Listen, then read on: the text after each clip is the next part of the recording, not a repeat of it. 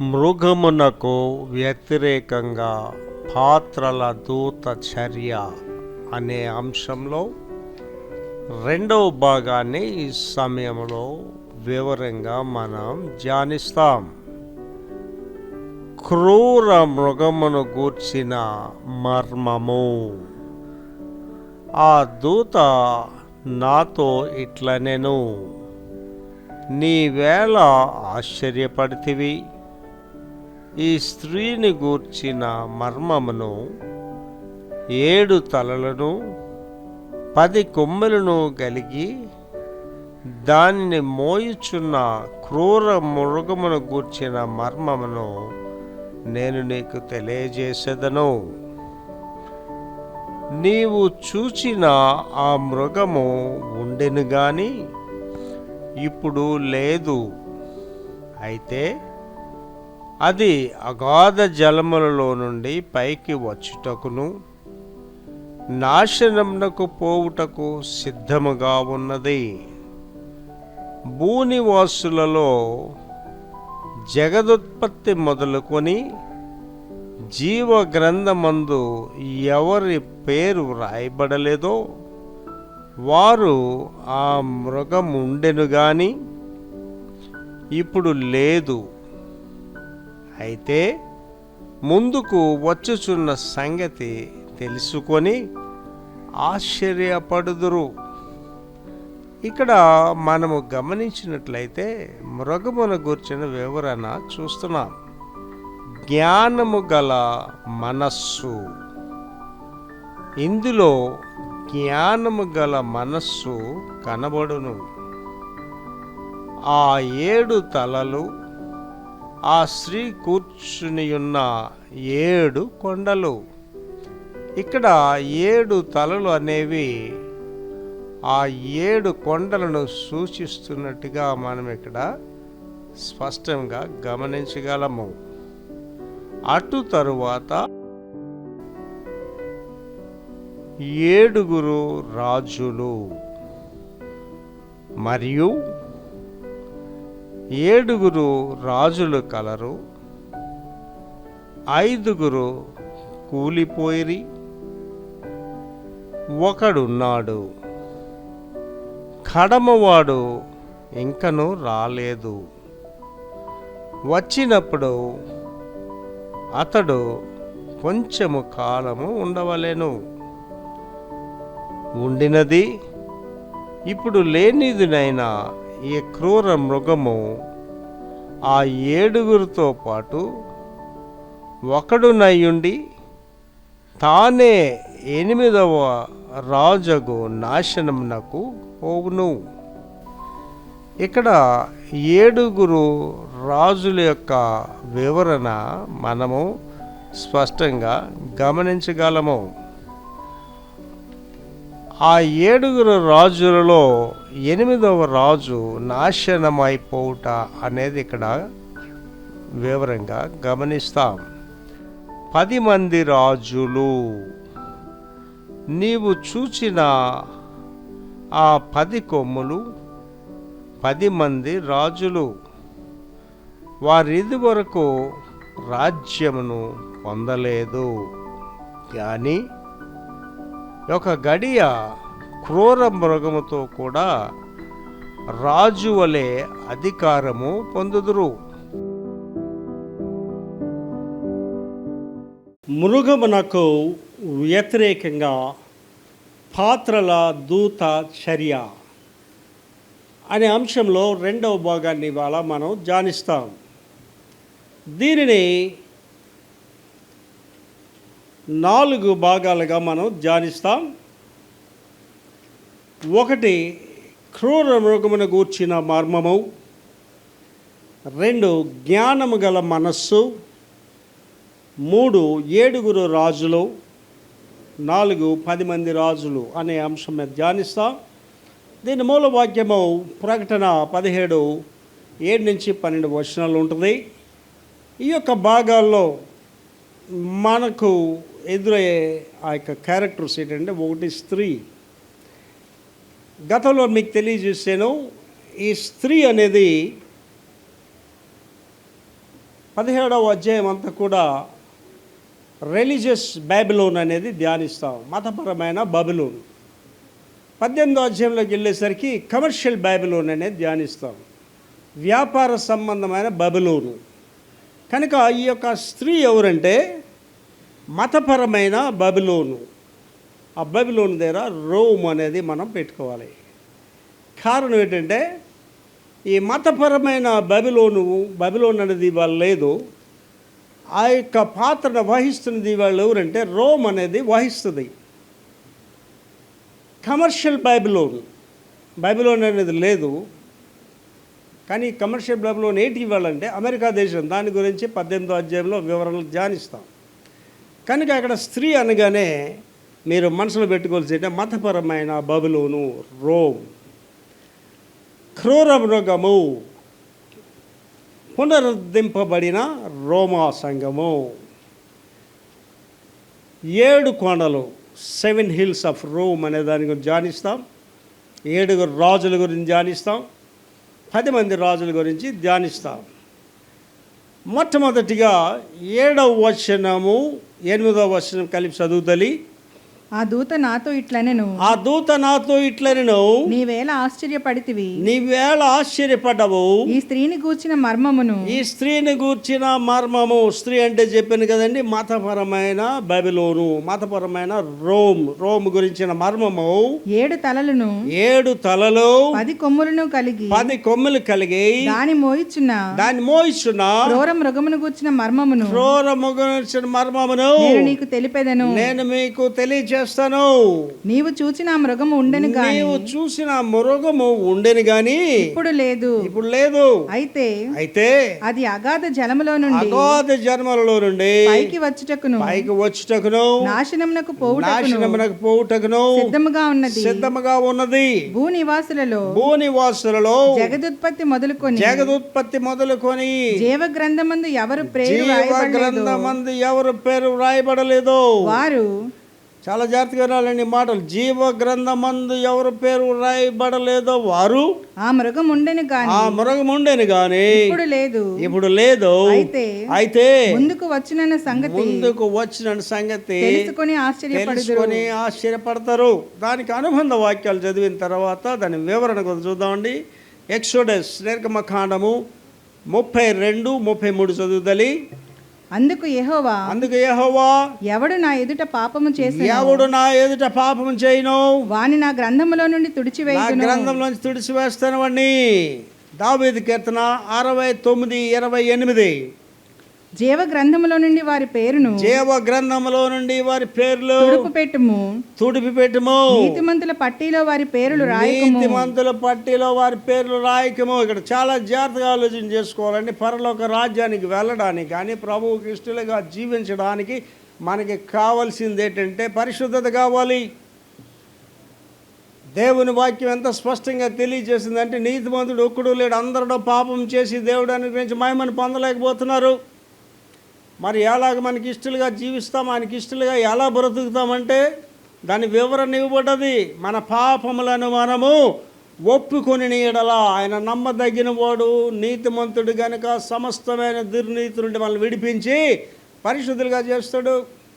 Vector Prabhakar అంటేనండి, నా కాలేజీలో నన్ను వెట్టలని పిలిచేవారు, వెక్టర్ అని పిలిచేవారు, ప్రభాకర్ అని పిలిచేవారు, రకరకాలుగా పిలిచేవారు. నా ఎదురుగా ఎవరు వచ్చేవారు కాదు కాలేజీలో. అంత పేరు, అంత రౌడీజం, కోపం. ఈవిడైనా నా మాట వినాలి. కానీ ఇవాళ పనికి మాలిన వాళ్ళు నా ఎదురుగా వచ్చి మాట్లాడుతుంటే మౌనంగా గాలిగా చూస్తా. మోసగాళ్ళని చూసినప్పుడు నవ్వు వస్తుంటుంది నాకు గాలిగా చూసినప్పుడు. ఎవరిని ఒక మాట అనడానికి తొందరపడను. తాను పొందిన దెబ్బల చేత ఆయన విధేయత నేర్చుకున్నాడు. నాకు ఇంకా కోపం వస్తుందంటే, నాకు కోపం వస్తే నేను మనిషిని కాదు అండి. చాలామంది వాళ్ళు ఏమన్నంతసేపు యేసు ప్రభువులు వాళ్ళని ఇలా కదిపామనుకోండి యువతాలు అయిపోతారు. కుర్చీలు ఎరగొట్టేస్తారు, బాలలు ఎరగొట్టేస్తారు, అవి ఎరగొట్టేస్తారు, కేకలు వేసేస్తారు. వాళ్ళు భక్తిగా ఉండాలి, వాళ్ళు భక్తిగా చూడాలనుకుంటే వాళ్ళు కోపం రాకుండా చూసుకోవాలి మనం. అప్పుడే వాళ్ళు భక్తులు. కోపం వస్తే ఆ ప్రాచీన పురుషుడు ప్రాచీన పైకి వచ్చేస్తుంది. ఒకసారి ఇక్కడ కూర్చున్న వాళ్ళందరూ ఆలోచన చేసుకోండి. నేను ఏ వాక్యం చెప్పినా నా జీవితంలో నుంచే చెప్తాను, వట్టి మాటలు నేను చెప్పను. యేసు ప్రభు గారు మీరు ప్రార్థన చేయండి అని చెప్పారు. ఎప్పుడు చెప్పారండి? ఆయన చేసి ఇలా చేయండి రా అని చెప్పాడు. లేకపోతే శిష్యులు వింటారా? వినరు. నేను నా అనుభవంలో నుంచి చెప్తున్నానండి. ఇంత కోపంగా ఉండేవాడిని ఇవాళ కోపం అనేది దేవుడు నాలో నుంచి తీసేశాడు. ఇక్కడ కూర్చున్న వాళ్ళు ఒకసారి ఆలోచించండి. నీ కోపం వచ్చినప్పుడు ఎలాగుంటున్నావు నువ్వు? నీవు ఒకప్పుడు ఎలాగ ఉండేదానివి, ఇవాళ ఎలాగున్నావు? ఒకప్పుడు ఎలాగ ఉండేవాడు, ఇప్పుడు ఎలాగున్నావు? ఏమైనా లేశ మాత్రమైన మార్పు నీలో ఉందా? లేదు అంటే అర్థం ఏంటంటే నువ్వు క్రైస్తవురాలు కాదు, క్రైస్తవుడు కాదు, నటిస్తున్నావు. మోసపోకుడి దేవుడు వెక్కరించబడడు. ఏది విత్తవు అది నువ్వు కోస్తావు. చాలా జాగ్రత్తగా ఆలోచన చేసుకోవాలండి. ఎంత భయంకరమైన మాట ఇక్కడ చెప్తున్నాడు చూడండి.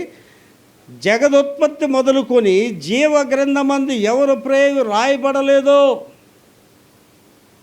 నీలో మార్పు లేదు అంటే అర్థం ఏంటి తెలుసా తల్లి? జీవ గ్రంథంలో నీ పేరు రాయబడలేదు.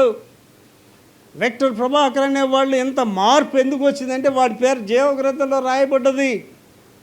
ఇవాళ నాకు ఎంత నష్టం వచ్చిందంటే నష్టంగా భావించింది నేను. కారణం ఏంటంటే నాకు ఈ లోకము, దాని ఐశ్వర్యాలు, లోకము, దాని ఘనతలు నాకు ఏమీ అవసరం లేదు. నాకు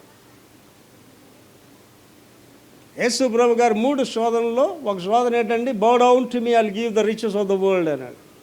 నువ్వు నాకు నమస్కారం పెట్టు, ఈ లోక ఐశ్వర్యాలు నేను నీకు ఇస్తానన్నాడు. ఏంటి ఇవాళ మీరు కాదండి, పెద్ద పెద్ద సేవకులని చెప్పుకుంటున్న వాళ్ళు సాతాను కాళ్ళ మీద పడిపోయారండి. వెళ్ళి ఆస్తుల గురించి, మెగా చర్చిల గురించి, 100 ఎకరాల గురించి, 1000 ఎకరాల గురించి సాతాను కాళ్ళ మీద పడిపోయారు.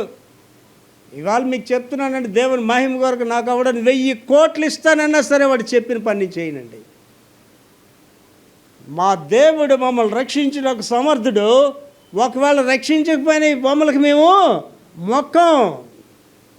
ఏంటి ఇవాళ మనల్ని నేను అగ్నిలో పడేస్తానంటే ఒక బొమ్మక 100 బొమ్మలకు మొక్కుతాం వెళ్ళి, ఒక బొమ్మకు కాదు.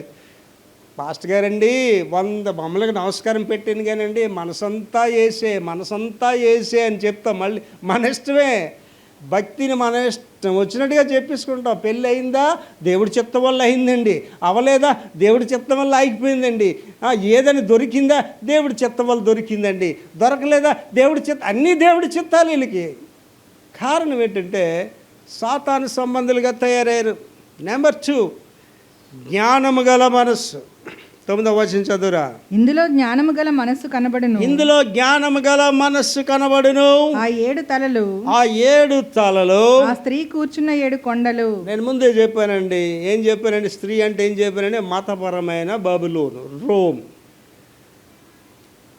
రోము నగరము 7 కొండలతో చుట్టబడి ఉంది. 7 కొండలు. సాధారణంగా దేవుడికి ఆస్వాదించేటప్పుడు 7 కొండల వాడు అంటారు. యెహోవా దేవుడు కూడా 7 కొండల వాడు అని పేరుంది. ఆ 7 కొండల గురించి మీకు చెప్పాను.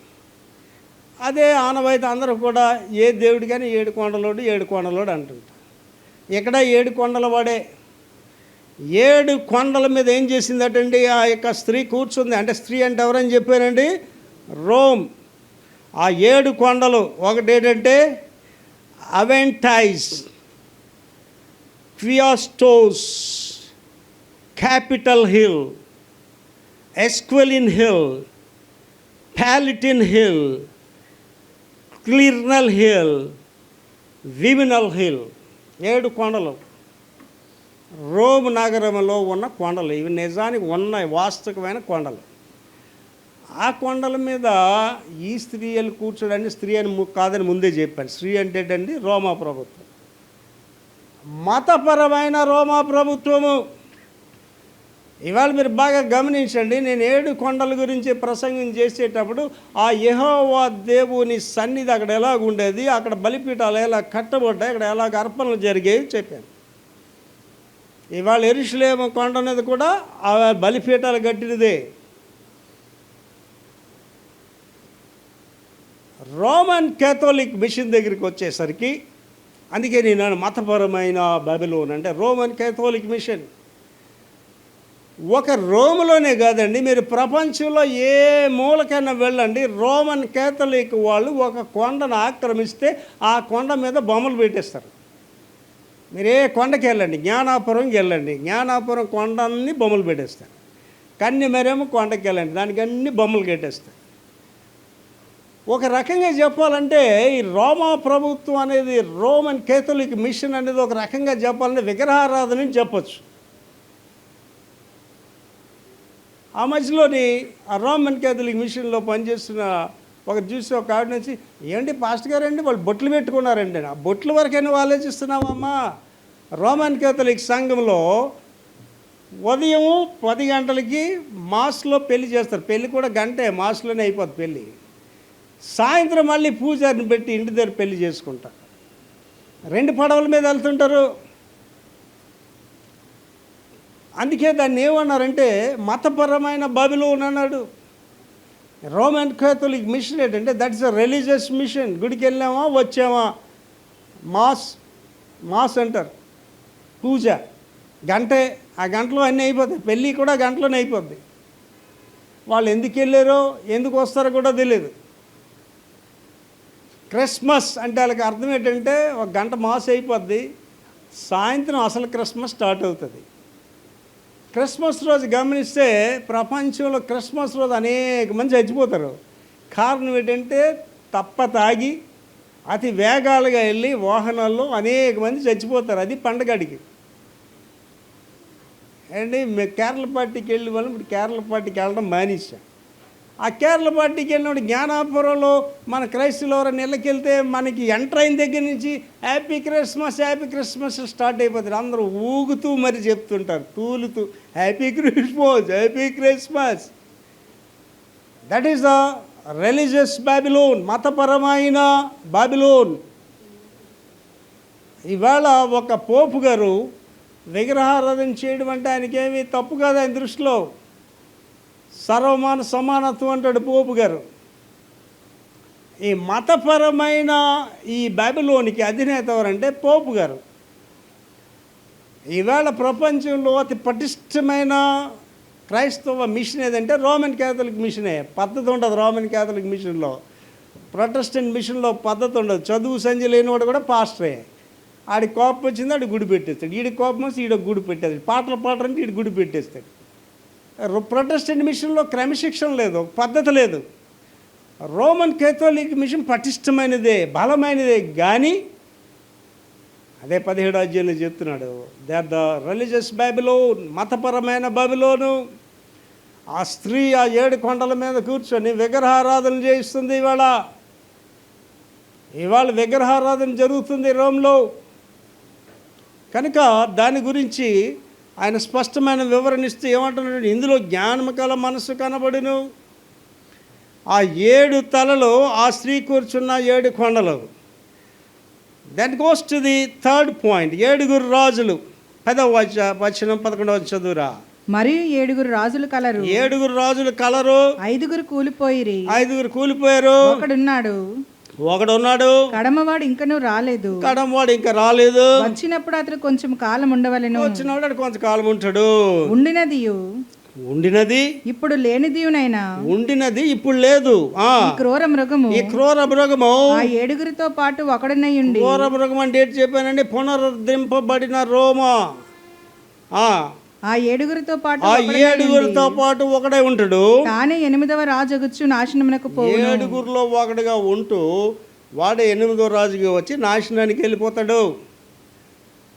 నేను మొదటిగానే చెప్పానండి, ఈ 17వ అధ్యాయం అంతా based on the religious Babylon, మతపరమైన బాబిలోన్ మీద ఆధారపడి ఉంటుంది 17వ అధ్యాయం అంతా కూడా. బాబిలోన్ లేదు కాబట్టి అది ఏ దేశం చెప్పానండి? రోమా మీద ఆధారపడి ఉంటుంది. ఈ రోమా రాజుల 5లో మొట్టమొదటి వాడు ఎవడంటే జూలియస్ సీజర్. జూలియస్ సీజర్ అనేవాడు యేసు ప్రభు గారి కంటే ముందుగా 100 సంవత్సరాల ముందు వాడు జూలియస్ సీజర్ అనేవాడు. ఈ రోమన్ రాజులందరి గురించి విలియం షేక్స్పియర్ గారు చాలా స్పష్టంగా రాస్తాడు.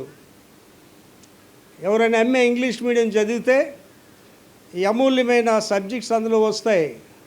ప్యారడైజ్ ద లాస్ట్, ఆ యొక్క ఏదైనా వరం ఎలా కోల్పోయారు అనేది, జాన్ మిల్టన్ గారు రాసింది.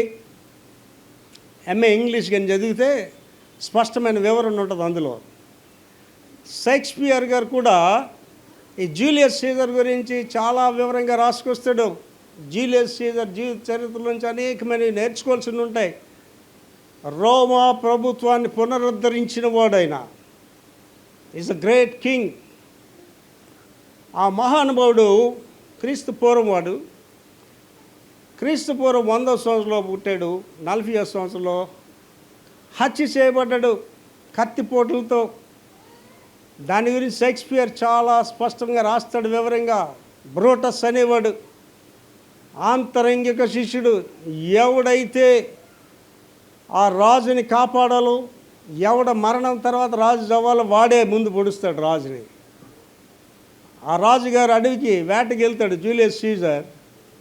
రాణి చెప్తుంది, అయ్యా నాకు పీడకలలు వచ్చాయి, మీరు వెళ్ళొద్దు వేటకి, మీకు మరణం అక్కడ అవుతుంది.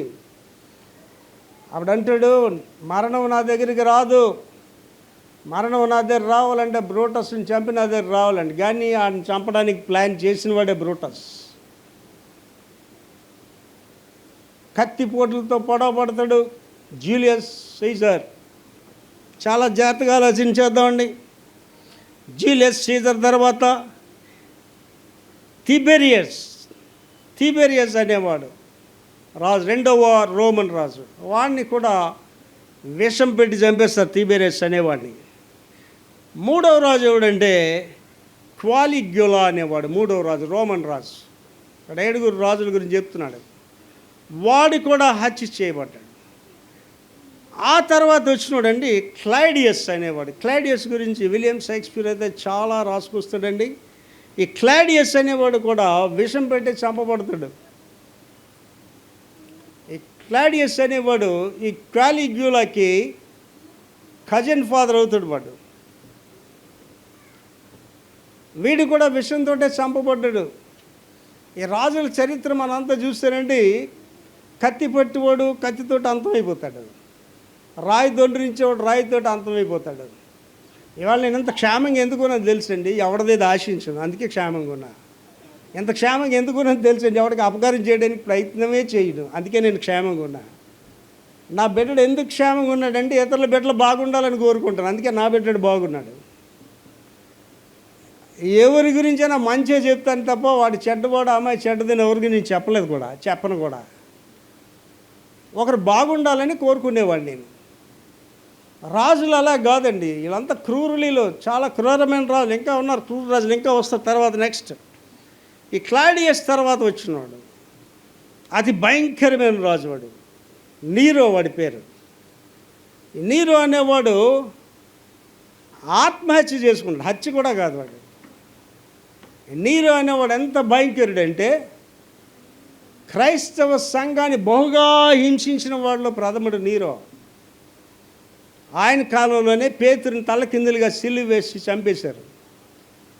వాడెంత భయంకరుడు అంటే నీరో ఆ క్రైస్తవులు విశ్వాసులున్న ప్రదేశాలు తగలబెట్టి వాళ్ళు కాలుతూ ఆర్తనాదాలు చేస్తుంటే ఇటు పిడేలు వాయిస్తూ పాటలు పాడుకుండేవాడటండి. ఒక రకమైన సైకోవాడు నీరో అనేవాడు, చాలా భయంకరుడు వాడు. ఆ ఎరీనాలోని విశ్వాసులను పెట్టి సింహాలు వదిలేసేవాడు. ఆ సింహాలు వాళ్ళు పీక్ తింటుంటే వీళ్ళు పాటలు పాడుతుండేవాడు.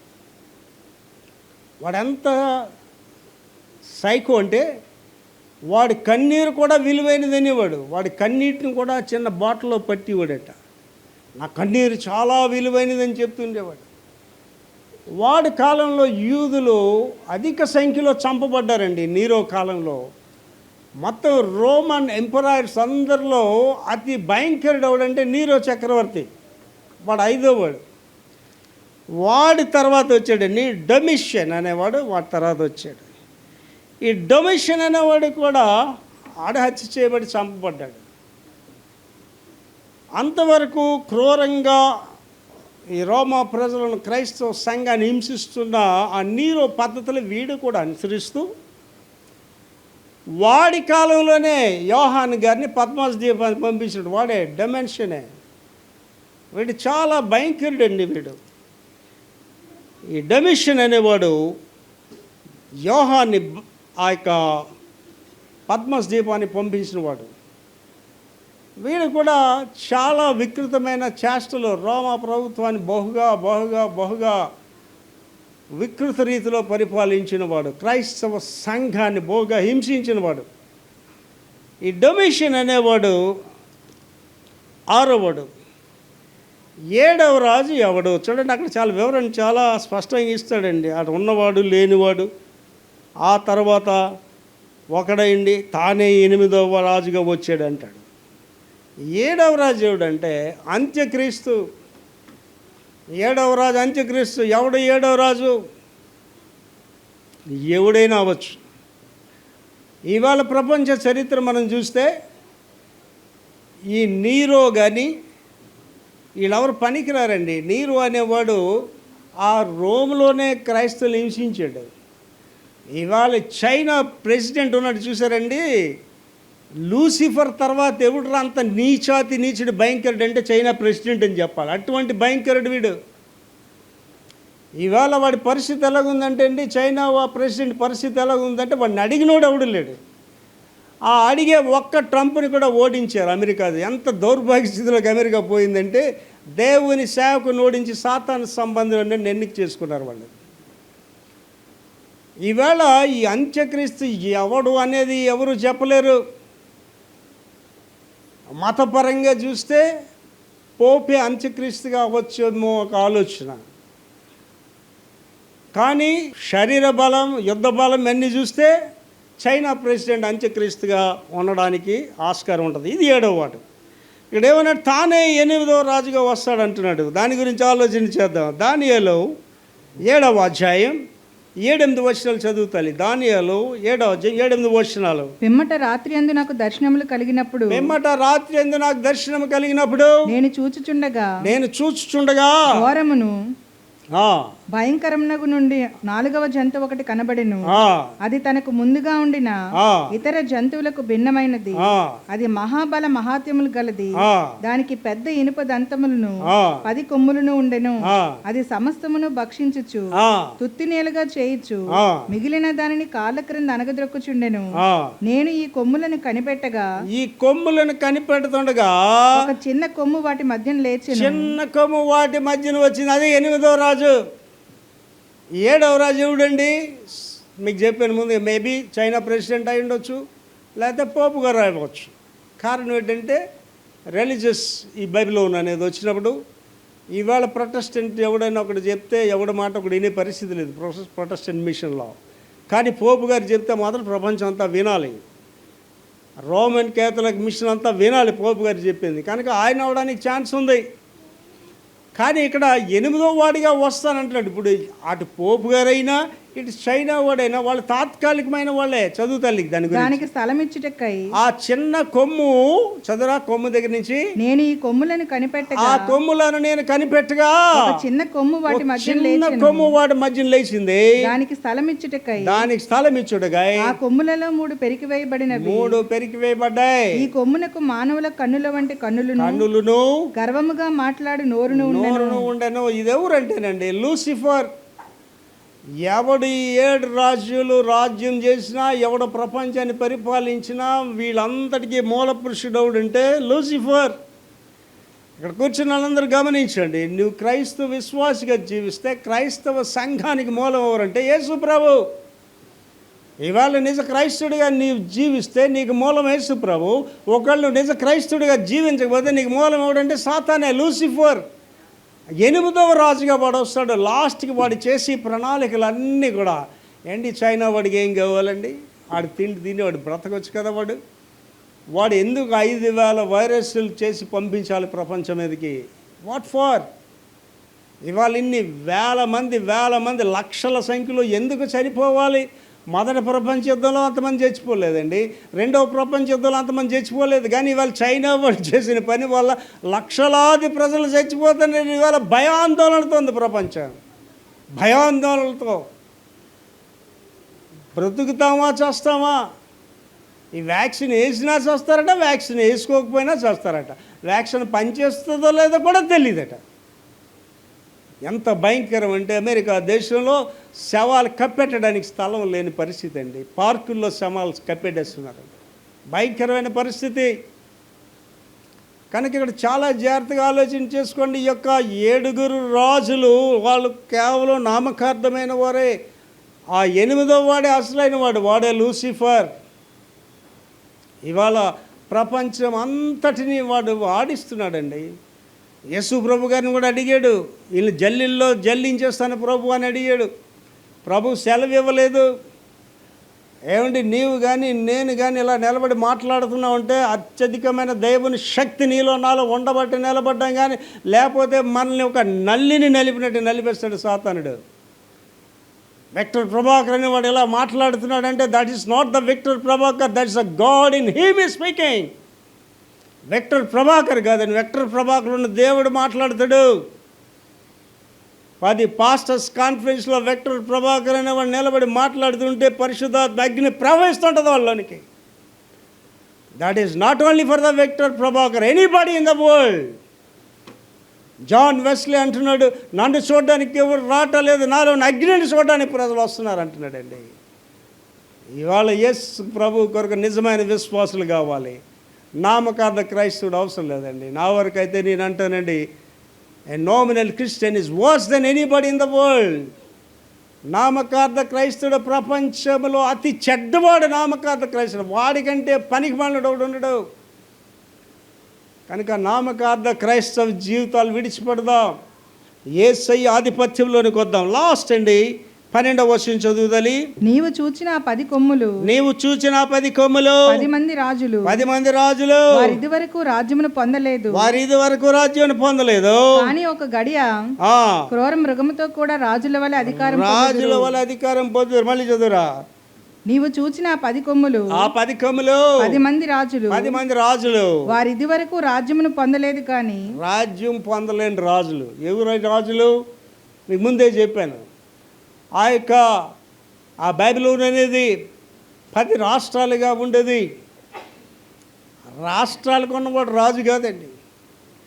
ఇవాళ రాష్ట్రానికి ఉన్నవాడిని చీఫ్ మినిస్టర్ అంటాం, దేశానికి ఉన్నవాడిని ప్రధానమంత్రి అంటాం. వాళ్ళు ప్రధానమంత్రులు కాదు, రాజులు కాదు. ఆ 10 సంస్థానాల్లో ఉన్న వాళ్ళు రాజులు కాదు, కానీ రాజులుగా వాళ్ళు పిలవబడరు. మళ్ళీ చదువురు అదే. నీవు చూసిన 10 కొమ్ములు 10 మంది రాజులు వారు ఇది వరకు రాజ్యమును పొందలేదు, కానీ రాజ్యం పొందలేదు. వాళ్ళు రాజులు కూడా కాదు. వాళ్ళు ఒక గడియ క్రూర మృగంతో కూడా రాజుల వలె అధికారం పొందారు. ఇక్కడ చాలా జాగ్రత్తగా ఆలోచించాలని ఎంత ఆత్మీయ మర్మం చెప్తున్నాడంటే, నువ్వు ప్రసంగికుడు కాదు, నేను ప్రసంగికుడిగా దేవుడు వాడుకుంటాడు. నువ్వు సువార్థికురాలు కాదు, నేను సువార్థికురాలుగా దేవుడు వాడుకుంటాడు. నువ్వు పాస్టర్ కాదు, నేను పాస్టర్గా దేవుడు వాడుకుంటాడు. దేవుడు వాడుకుంటున్నాడా నిన్ను, సాతాను వాడుకుంటున్నాడా? చాలా జాగ్రత్తగా ఆలోచన చేయాలండి. సాతానులో ఉన్న గొప్ప ట్రిక్ ఏంటంటే సులువుగా చిక్కులు పెట్టేవాడు. నువ్వు సువార్థికురాలువే, ఆ సు అనేది తీసివేసి నేను వార్థికురాలుగా పెడతాడు. నీ వల్ల సంఘాన్ని కీడు చేస్తాడు. నిన్ను చూసినాడు కూడా యేసుప్రభుని చూడ్డు. నీ బ్రతుకులో, నీ మాటలో యేసుప్రభు ఉండడు, నీ బ్రతుకులో యేసుప్రభు ఉండడు. నిన్నెవడు వాడుకుంటున్నాడు? యేసుప్రభు కాదు వాడుకుంటుంది, సాతాను వాడుకుంటున్నాడు. అందుకే అంటున్నాడు, వాళ్ళు రాజులు కాదు, వాళ్ళు రాజులుగా పిలవబడ్డారు. ఆడు చెప్తాడు సాతాను, నువ్వే పాస్టర్ రారా అని చెప్తాడు. ఆయన పాస్టర్గా పెట్టిన తర్వాత ఆయన భ్రష్టుని చేసి పడేస్తాడండి. ఇవాళ ఆలోచన చేయండి, ఎంతమంది పాస్టర్లు సాక్ష్యాన్ని కలిగి ఉన్నారు. సంఘంలో కాదు, వాడి ఇంట్లో. ఎంతమంది పాస్టర్ భార్యలు, నా భర్త వేకువజామునే లేచి ప్రార్థన చేస్తాడు, నా భర్త శాంతి స్వరూపి, నా భర్తలో కోపం అనేది ఉండదు, నా భర్త దేవుడు, నా భర్త దేవుడితో నడుస్తాడని ఎంతమంది పాస్టర్లు చెప్తారు. ఎందుకు చెప్పట్లేదంటే ఆ పాస్టర్ అనేవాడు సాతాను చేతిలో వాడబడుతున్నాడు. సాతాను అనేవాడు అందరినీ వాడుకుంటాడండి. పెద్ద పెద్ద సేవకులు భ్రష్టులైపోయారండి, భ్రష్టులైపోయారు పెద్ద పెద్ద సేవకులు. కారణం ఏమిటంటే దైవ భయం లేకపోవడం, కారణం ఏమిటంటే ప్రార్థనా జీవితం లేకపోవడం, కారణం ఏంటంటే నామకార్థ జీవితాన్ని అలవాటు చేసుకోవడం. వీరందరికీ నాయకుడు ఎవడండి? సాతానుడు. ఎంత భయంకరమైన మాట చెప్తున్నాడు. అదే వర్షం చదరా మళ్ళీ. నీవు చూచిన ఆ 10 కొమ్ములు 10 మంది 10 రాజులు కొమ్ములు 10 మంది రాజులు వారు ఇదివరకు రాజ్యమును పొందలేదు గాని వాళ్ళకి రాజ్యమే లేదు. అంటే నువ్వు పాస్టర్వే కాదు, నువ్వు సువార్థికురాలివే కాదు, నువ్వు బిషప్వే కాదు, నువ్వేమీ కాదు. నువ్వు ఒక గడియ క్రూర మృగముతో ఒక కూడా గడి ఆ క్రూర మృగంతో రాజుల వలె అధికారం పొంది అన్నాడు, నువ్వు పాస్టర్వి, అయ్యి నువ్వు సువార్థికురాలివి, నువ్వు బిషప్వి అని చెప్తాడు అనమాట. మనకి ఎంత మోసం చేస్తాడండి, చాలా మోసగాడు సాతానుడు. ఆ పని అవ్వగానే నిన్నేం చేస్తాడు, తీసుకెళ్ళి నిత్య నాశంలోనే పడేస్తాడు. మళ్ళీ అదే వర్షం చదువురా. నీవు చూచిన ఆ 10 కొమ్ములు ఆ 10 కొమ్ములు 10 మంది రాజులు 10 మంది రాజులు వారు ఇదివరకు రాజ్యమును పొందలేదు గాని రాజ్యాలు లేవు వాళ్ళకి ఇంత ముందు. ఒక గడియ క్రూర మృగముతో కూడా కేవలం ఆ క్రూర మృగంతో కూడా రాజుల వలె అధికారం రాజుల వాళ్ళ అధికారం పొందారు. కళ్ళు మూసుకొని ప్రార్థన చేసుకుందాం. కళ్ళు మూసుకొని ప్రార్థన చేసుకుందాం. ప్రతి ఒక్కరు ఎవరు కదలకండి, వారి స్థానాల్లో నుంచి ఎవరు కదలకండి, ఎవరు అటు ఇటు చూడకండి, కళ్ళు మూసుకోండి, ప్రార్థన చేసుకుందాం.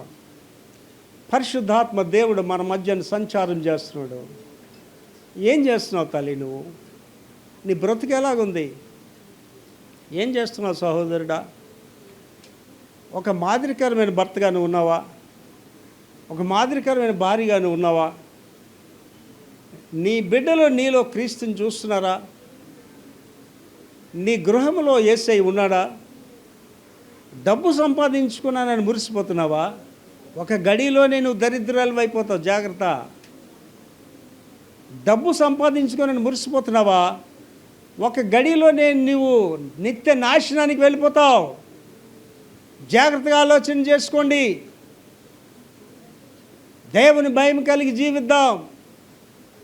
నీ డబ్బు నిన్ను రక్షించదు, నీ హోదా నిన్ను రక్షించదు, నీ పలుకుబడి నిన్ను రక్షించదు. రక్షణ కేవలం యేసయ్యలోనే, రక్షణ కేవలము యేసయ్యలోనే. ఎవడు దీనుడైన స్వరము విని వణకుచుండునో వాడినే నేను దృష్టిస్తున్నాను. దేవుని సన్నిధిలో నువ్వు విధేయురాలువై ఉండాలా, విధేయుడివై ఉండాలి. ఆయన మాట్లాడేటప్పుడు వణుకు రావాలి నీలో. నేనెంత పనికి మాలిన దానిగా జీవిస్తున్నా, పనికి మాలిన వాడిగా జీవిస్తున్నా, నేను వణుకు రావాలి. అప్పుడే దేవుడు నేను చూస్తాడు. నువ్వెవరిని మోసం చేయలేవు తల్లి, నువ్వెవరిని మోసం చేయలేవు. నీవే మోసం చేసుకుంటున్నావు, నీవే మోసం చేసుకుంటున్నావు. ఎవరు నీతో రారు, ఎవరు నాతో రారు. ఒంటరిగా మనం తీర్పు సింహాసనం మీద నిలబడాలి. దేవునికి లెక్క అప్పగించాలి. ఆయన చేతులు చాచి పిలుస్తున్నాడు తల్లి. మారు మనసు పొందుదాం, రక్షణ పొందుదాం, నిజ క్రైస్తవులుగా జీవిద్దాం. ప్రార్థన చేసుకుందాం. మహాపురుషుడు తండ్రి యేసునైనా కృపామేడ, ఇవాళ నాతో మాతో మాట్లాడిన విధానం బట్టి వందనాలు, స్తోత్రాలు. నిజ క్రైస్తవులుగా మీకిష్టులుగా జీవించు కృప నాకును మాకందరికీ దయచేయమని యేసు పరిశుద్ధ నామములో వేడుకుంటున్నాము తండ్రి.